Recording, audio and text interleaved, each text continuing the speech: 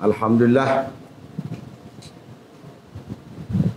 dengan rezeki yang ada, saya Alhamdulillah hari ini sihat. Kau nak nampak saya tak sihat? Boleh? Sihat ya boleh hadir ni. Itulah rezeki yang paling saya rasakan, rezeki yang paling hebat lah. Kira kalau di parlimen tu hebat dan dahsyat, itu apa syahidan.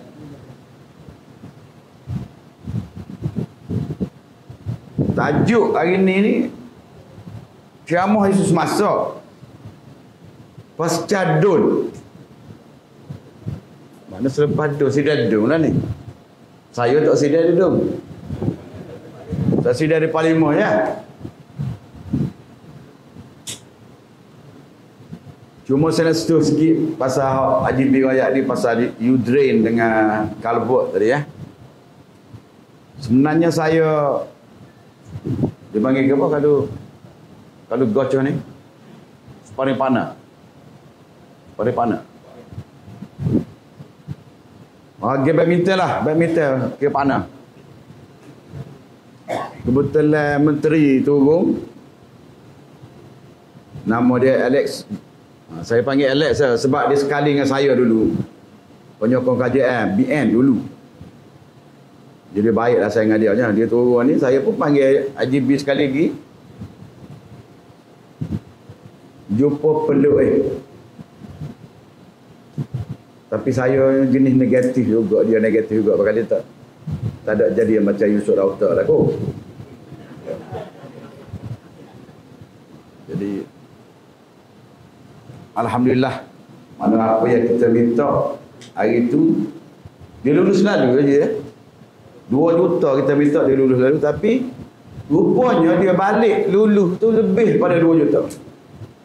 Masa dipahamkan oleh inilah. Jadi sebelum pada itu, bagaimana kita tahu, IGB pernah royak dulu pasal jalan. Sebab saya banyak minta ni benda-benda yang berlaku di persekutuan. Jalan dulu sakit punggung-punggung. Pernah Haji B. Royak sakit punggung-punggung, nopak. Dan ni malik belakang dah tak? Dulu 2 juta yang masa tu. Saya minta 8 tapi dia lulus 2. Dia lulus 2 tu, dia bagi pavement untuk buat pavement je. Tapi okey jugalah buat pavement pun nampak jalan tu okey dah sikit dah ni. Hak lain saya duduk jual jalan ni. Tapi Alhamdulillah lulu jambatan JT. Tapi jangan bising-bising lagi lah. Cuma saya nak royak ni bukan sebab nak bising. Nak suruh kalau ada orang mari royak. Sebab ada salah seorang dua ni daripada UMNO dan PKR jumpa saya. Dia royak popok dia yang usaha benda tu dulu. Saya kena royak balik. Kalau tak masuk, kalau saya tak usaha benda tu, pihak JKR tak usaha dan tidak masuk keutamaan doktor keutamaan negeri baru masuk setahun lepas baru masuk. Jadi Alhamdulillah saya pun jawab macam tu dengan dia, kata you kecek baik ikut fakta sikit. You tak ikut fakta langsung kecek. Kata kita yang usaha. Sebab asal dia nak baginya adalah flyover. Kita minta flyover dia tak bagi. Sebab apa? Dia kata mahal doa. 500 juta lebih. Dia kata kalau nak juga boleh. Jambatan sebelah 124 juta saja.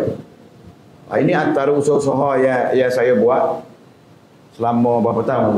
2 tahun lebih. Banyak lagi lah saya minta apa ni, ada 11 juta tu. Rasa dekat melalui Taman Intan juga rasa. Pajakan. Taman Seri Intan. Itulah 800,000 hak negeri minta kan. Ni hak persekutuan ni 11 juta saya minta. Kalau dulu lepas banjir kurang lah lepas ni. Dia saya minta jalan Temilang ni juga. So lagi 45 juta. Kalau dulu pun okey lah jalan. Jalan kat Getok tu kan. Gapa tu? Kapung gapa tu? Temilang. Kapung hak Getok kereta jatuh tu penuh. Kalau apa situ? Mana jadi kita minta 43 juta, 45 juta. Kita insya-Allah dia masa tu mak masalah jawab di parlimen. Dia terbayar basah sikit. Kalau menteri sendiri ada mudah sikit.